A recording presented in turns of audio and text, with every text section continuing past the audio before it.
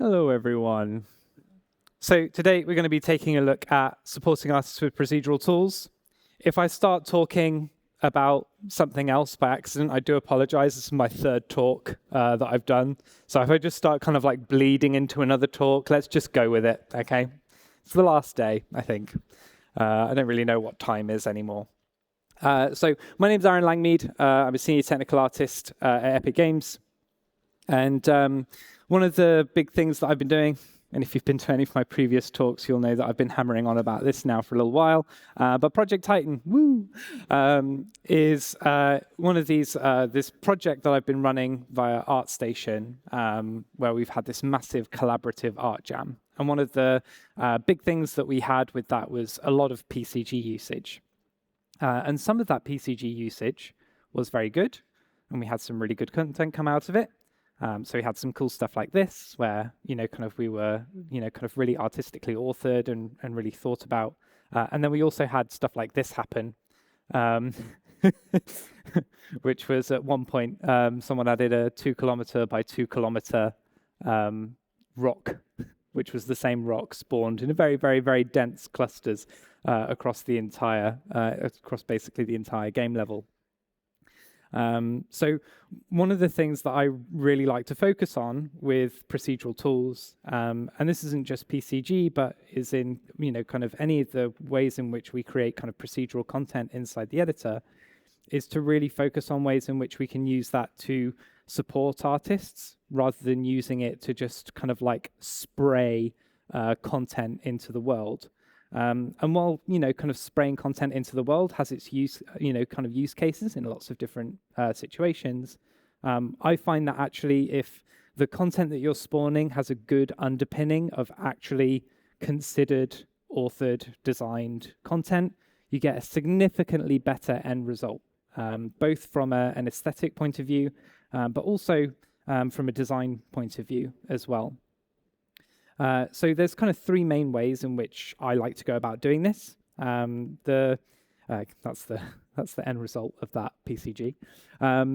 The first is using procedural tools to create variation from artists' work. So reducing the amount of time they have to spend actually going in and creating subtle variances on anything that they're building.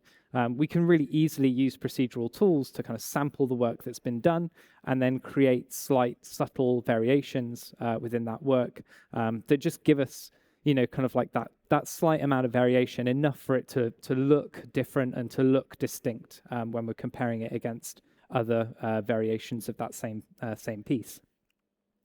The second is to make the artist content more intelligent. So when you're placing, kind of a set piece down, having that set piece be able to adapt to the environment that you're placing it in makes it far more reusable and far more optimized as well, because we can start stripping out some of that content that actually we don't need, right? If you imagine you've built this big level instance, you place it in the world, but half of it is, kind of under the landscape, never going to be seen. It's very easy for us to go through and just strip all of that content out.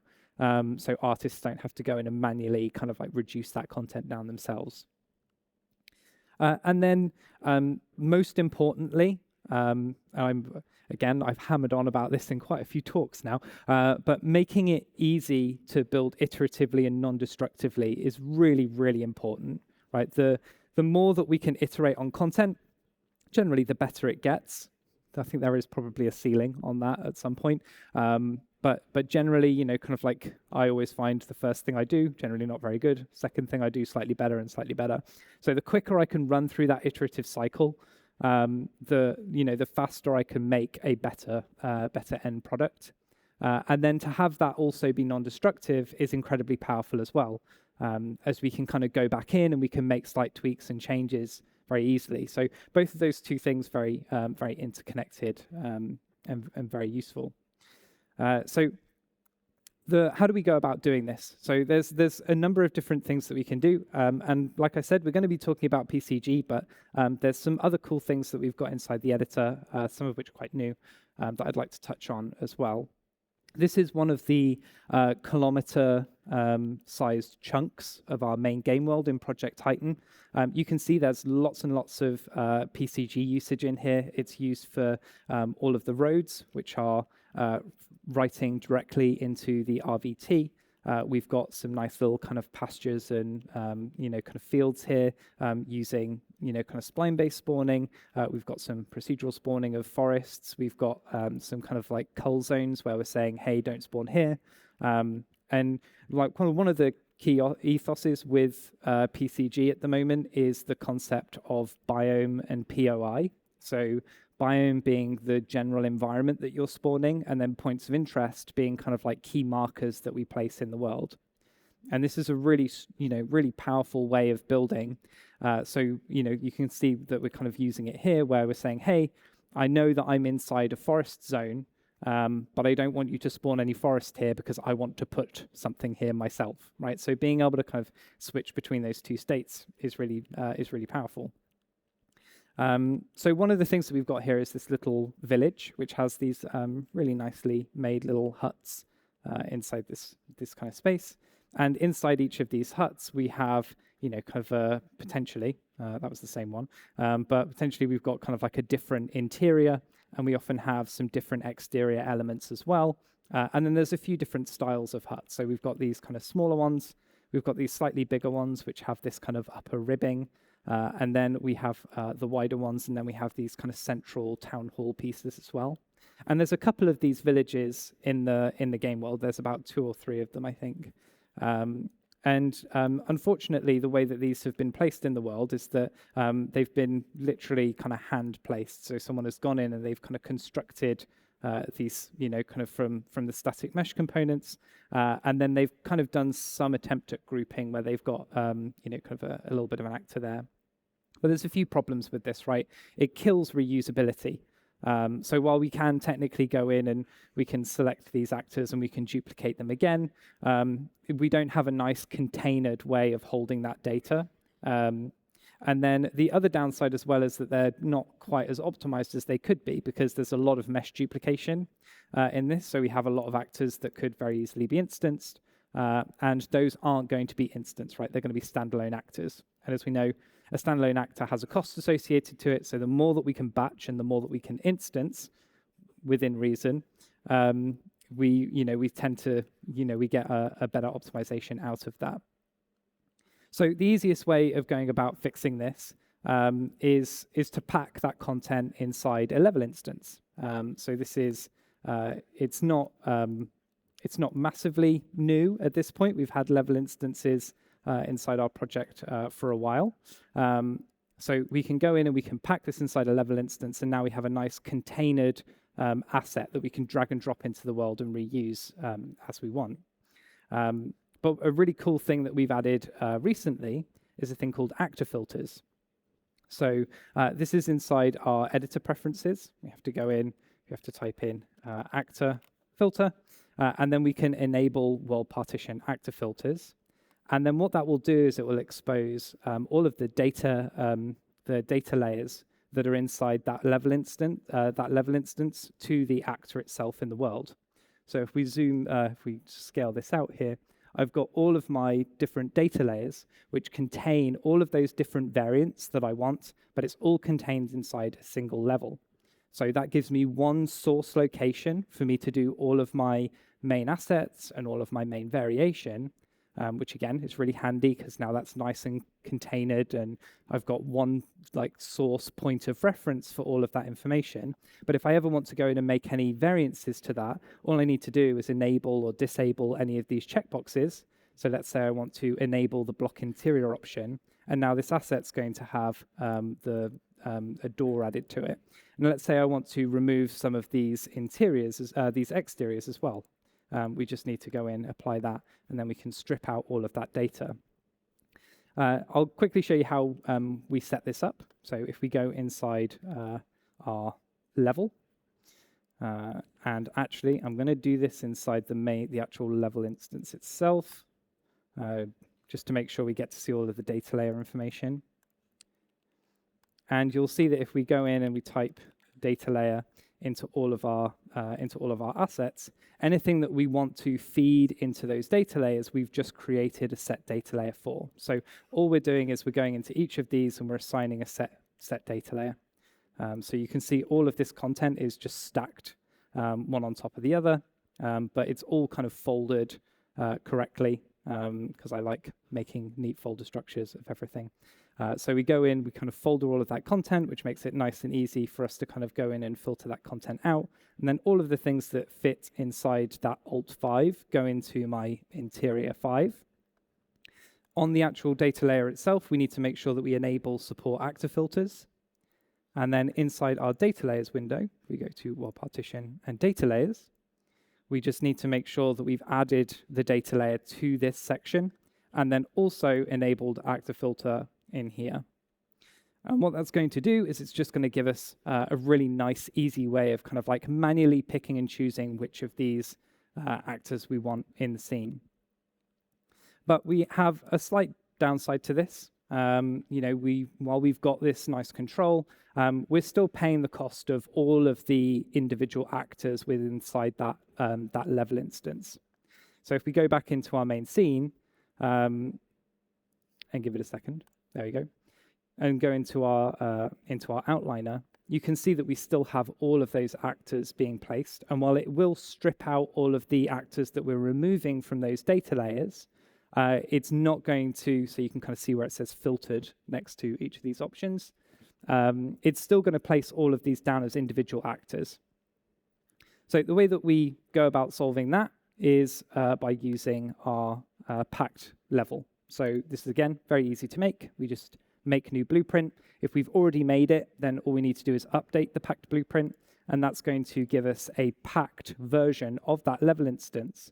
And that actor is going to hold all of that level instance data, but inside static mesh instances. So all of that data is now packed, which is, again, far more optimized. And as you can see on the right, we still have access to all of our filter data. So while we can't change this when we place it down, we can now go in and create X many blueprints that have the predefined variation that we want, and then we can place those in the world.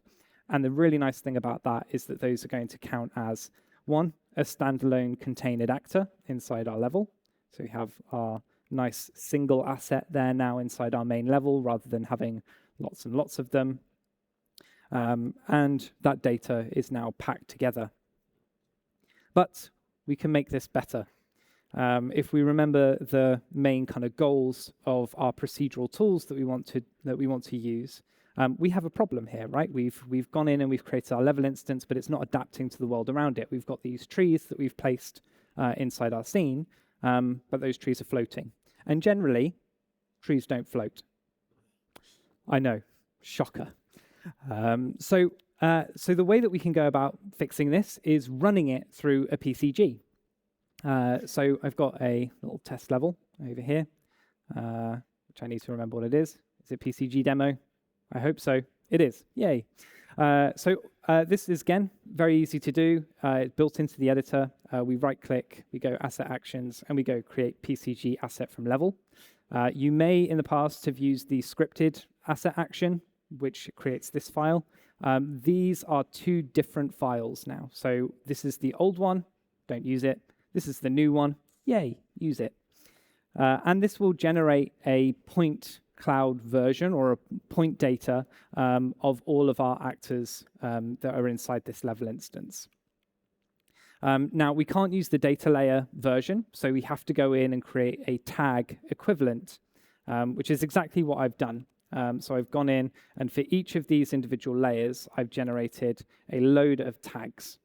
Tagging is really, really powerful, really, really efficient. It allows us to very effectively, very easily mark out content, and all of that content gets transferred over to the point data. So when we send that information over to PCG, not only is it giving it the mesh that we use, the material that we use, how those meshes are parented to one another, it's also giving us all of the tags and whether they have them or not on that asset.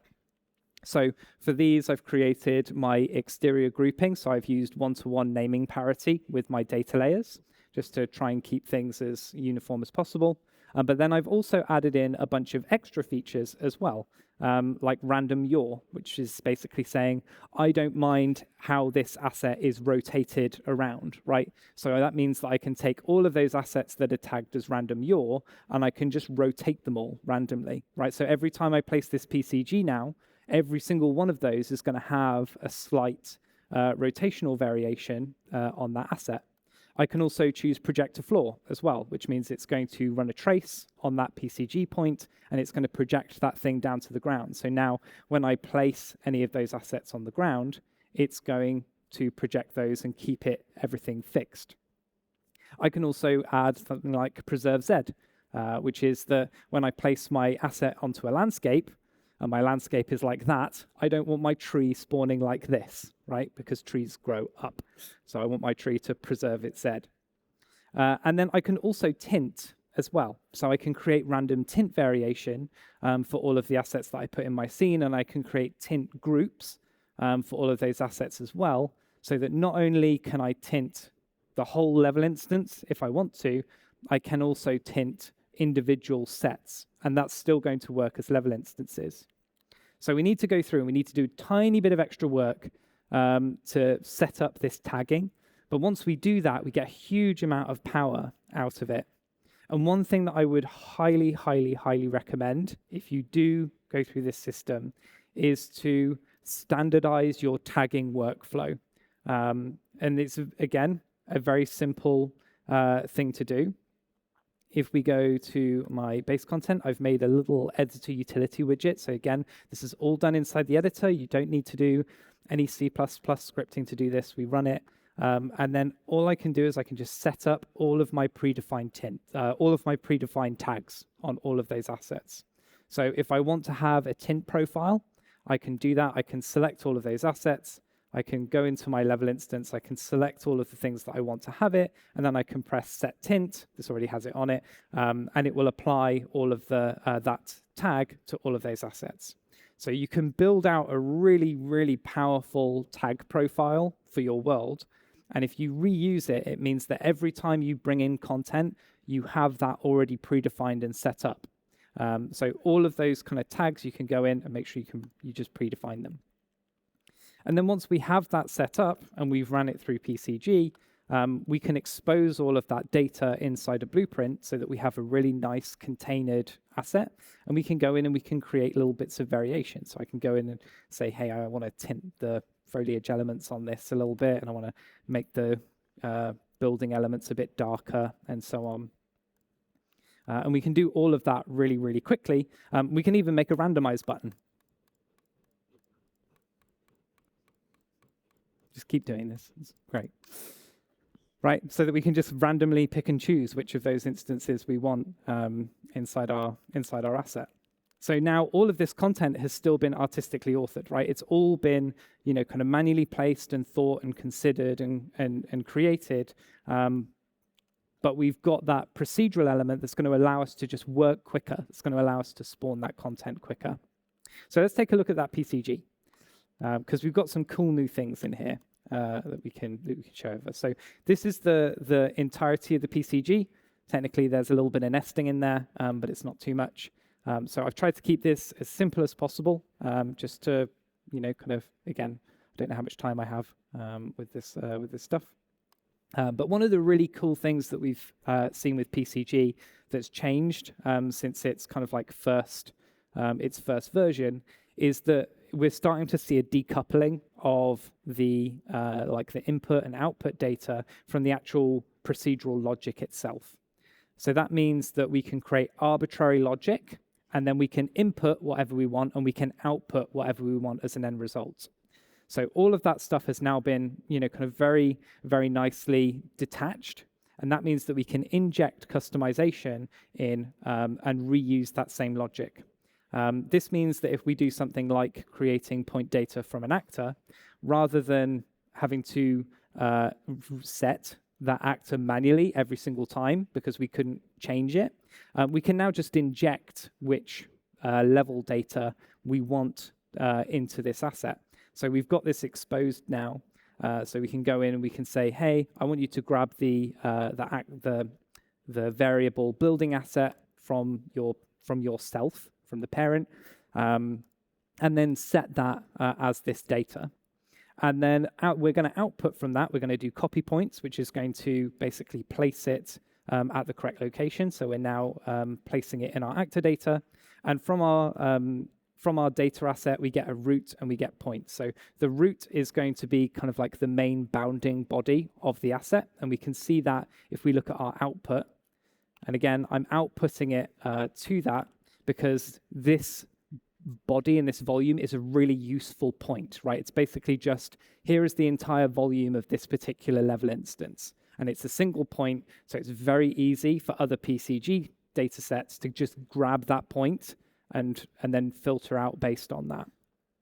So we output that end result, and then we have another copy points, which is copying the actual points output, and that is giving us all of the individual assets. So you can see kind of outlined here. I think I can go lit on this one. So you can see all of the individual points on this. And if we take a look at our attributes, you'll see that we have all of the lovely data there.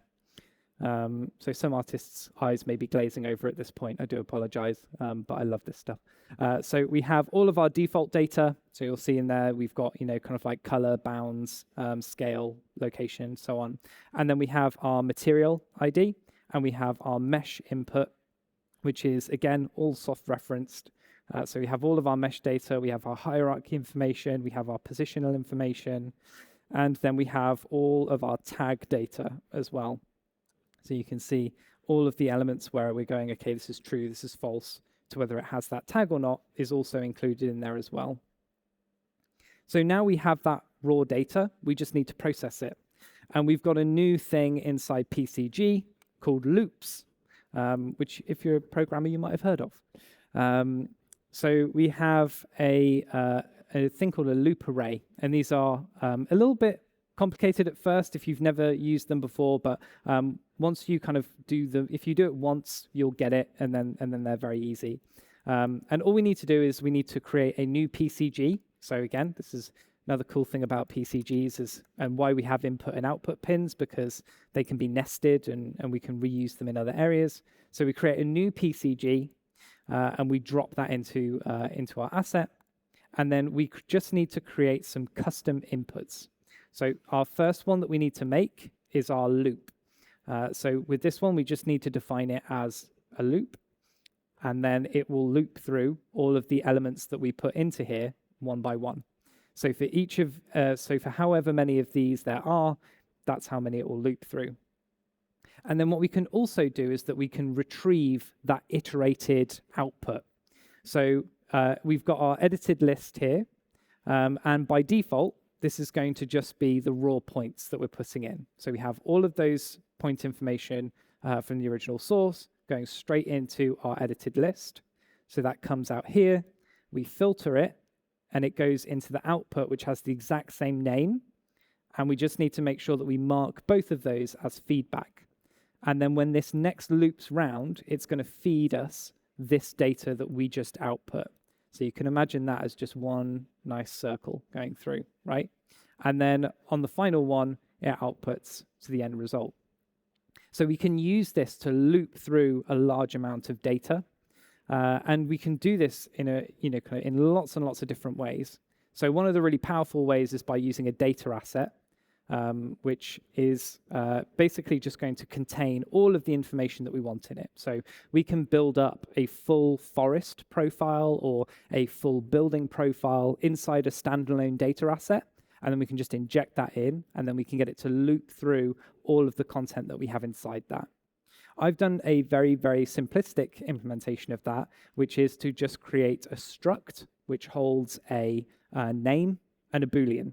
So in this instance, all I'm doing is I'm getting all of my interior options, and then I'm checking through to see which of those interior options I want to have enabled.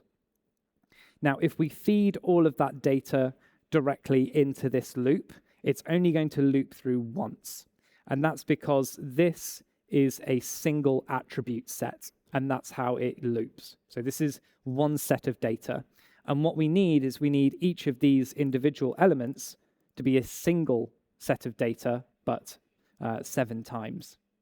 So again, very easy to do. We have an attribute partition node. We set that attribute partition to be indexed.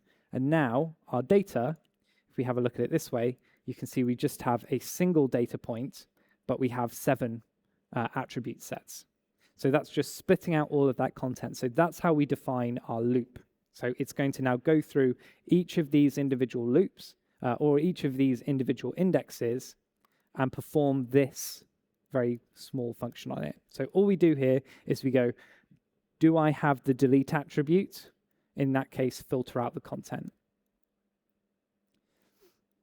So we can do that for our interior options, we can do that for our exterior options, and we can do that for our closed doorway option. And before, this would have been very complex. We would have had to go in and do basically this attribute filter, but for every single element that we had in our array.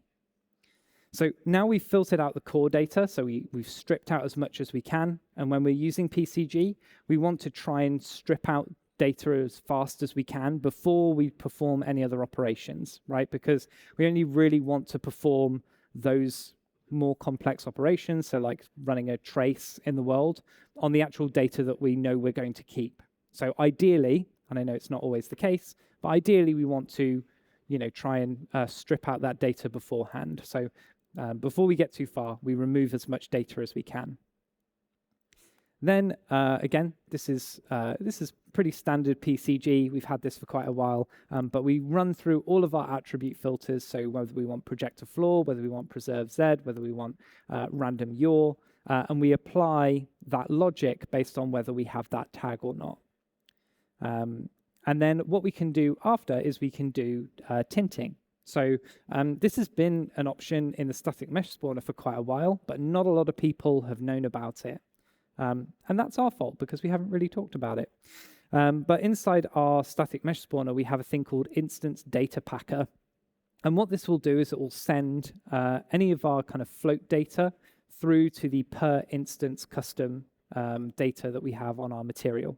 So as long as we've added that to our asset, and again, we can have a look at that. Let's click one of our materials.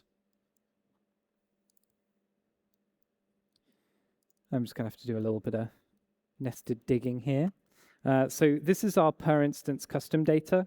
And this is just at the moment set to be a blend, but we can put in whatever we want into here, right? So anything that's got either a float or a vector input, we can go and override on a per instance basis. So we're doing this for every single element in the scene. It's way more complex than the per instance random, where you have no control. With this, we can drive direct data into every single instance that we have inside our asset.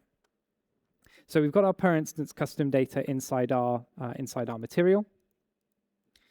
And then all we need to do is set that data to our asset. So the first thing I'm going to do is I'm just going to add a color attribute called color profile.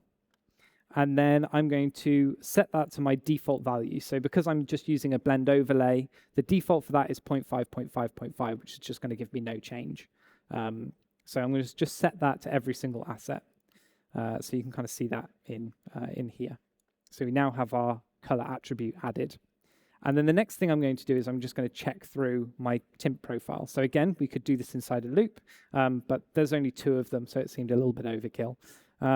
So we basically check to see if we have that tint building attribute, and if we do, then we add the exposed value to that. So all we're doing is we're just overriding that 0.5 value with whatever value that we've set on our asset here. So for this one here, I've exposed those two color values. And then we do it again for our foliage tint. And then we have to send that data in a way that is going to be accessible for per instance. And for us to do that, we just need to do a simple translation from a color input to a float input. So we copy the attribute for each of those elements. So we take color profile.x, which you can see our input source is here, and we output that to a col x, which is just going to be a single float. And we do that for x, y, z, and w. So all of those colors are now set as their own individual data points. And now all we need to do is inside our attribute names is just go in and set those to each of those values. And now we can send all of that data in. So if we've tagged all of our information with, again, this doesn't need to be tinting. We can use this for lots and lots of other purposes as well, all driven by the material. But now we have something that would have been far more challenging to set up, kind of as just as an artist and kind of going in. You'd had to go in and manually write all of that information yourself, or create material instances, or make some kind of blueprint and construction script that went and made dynamic material instances for all of this stuff. Now we can just write it all directly to it. We don't have to make any additional actors. We don't have to make any additional materials. We can just go in, we can just write all of that information to it and just set it, and then it just is going to work. So that's our output, and there's loads more that we can do to this, right? So we can set up, as just a few examples, we can split off our static mesh spawner. So we can have different static mesh spawners that control whether our template has static or mobility set to it, whether it has collision or not applied to it, whether it has cast shadows, whether it needs a world position offset disable distance. And all of this stuff can just be driven through tagging. So it's incredibly simple to set up, but the output gives you just a tremendous amount of power with how you go about building that content. So that's our main PCG. I want to touch on just a few other options as well, and how you can go about building those. Luckily, I'm managing to do this pretty well on time at the moment. So the first is kind of running through that slight optimization pass. So there's a couple of nodes that are inside PCG already, but we can go in and we can build in some custom ones as well. So inside this cliff demo, again, I'm taking a base level, and then I've created a new blueprint node. So you can make your own blueprint nodes inside for PCG, which again just gives you a huge amount of power with how you go about building this. And what this does is it takes in the original source data, so our original point data, and then it projects that data to the landscape. And based on whether that move is a positive change or a negative change, will tell me whether that asset is underneath the landscape or not. So if I do that projection and feed both of those points in, I can do a very quick and easy comparison. So I have my execute with context, which is going to get both my inputs, so input 1, input 0, and then I can set that on my first value as my compared point. So these are my projected points, and then I can go through and do a point loop on my current point set. So it does want those points to have the same number and the same count. And then inside my point loop body, and again, you can see this is really simple operation here. To do this, all we do is we copy that point and include all the metadata. So that's all of the attributes that kind of fall outside the base attribute set, which is this data set here. And we just do a comparison of those two locations. So we say if this is more than this, and I'm also including the bounds within that as well, because obviously an actor's pivot could be below the landscape, but the actual asset itself could be above it. So we're including the bounds in that as well. And then based on that, we just tell it whether we want to return that point or not. So easy Boolean on whether we do it. And now when we place our asset in the world, any actor that is underneath the landscape is just going to get removed, right? So it allows me to not really have to worry so much about creating a lot of wastage and a lot of wasted actors, which is very easy for us to do, and strip out that content. On top of that, we could take it a step further. So we could even create limits on the amount of point data that we allow in a PCG. So we could say, based on this square meterage, we only want so many points to be allowed within this space, or we only want points of a certain size to be allowed in this space. We can filter based on our detail mode. So we can strip out data based on the platform that we're releasing onto. So we can say, okay, well, I'm going to have half of the foliage in this PCG not spawn if I'm releasing on switch, because I just can't afford to have that many instances or that much density in the project. We can add all of this content in.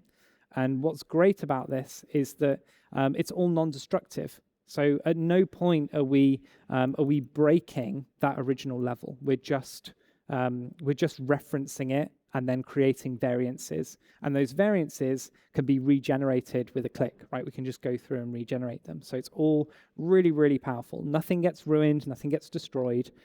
We're just going through and we're filtering and we're modifying.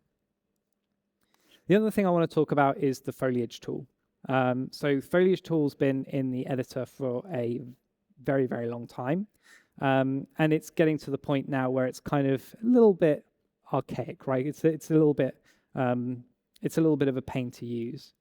And the reason for that is because it's very localized. You know, we go in and we kind of paint down some stuff manually in an area, and all of that stuff that we paint down is only really usable within that particular asset.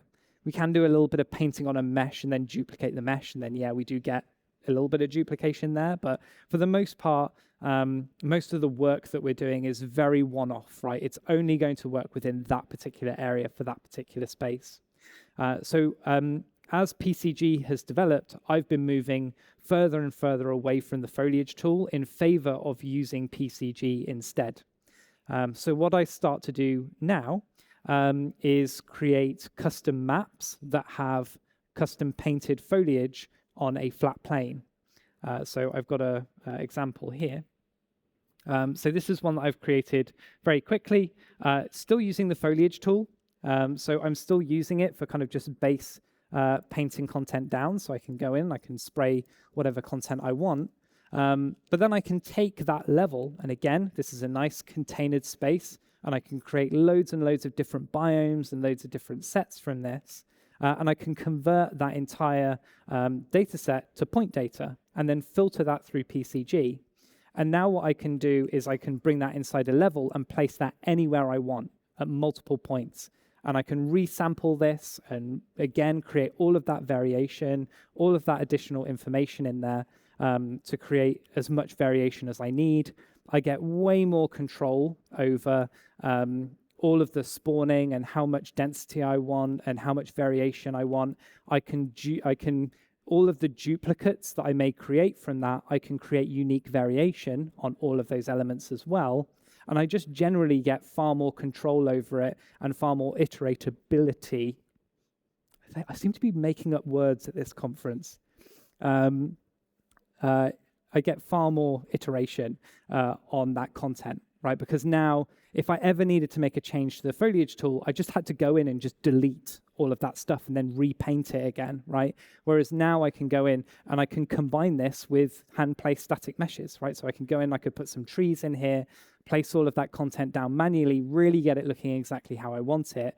And then when it gets converted to PCG, it's all pushed through to instance data anyway. So all of that stuff is its kind of most optimized version that it's ever going to be. So this is a really powerful way of working for me. I've found it a much better alternative to foliage, and I recommend it, kind of very highly with all of this content. So that is most of my talk. I've actually managed to finish with a couple of minutes to spare, so we've got quite a few minutes for questions. So thank you very much for listening. See ya.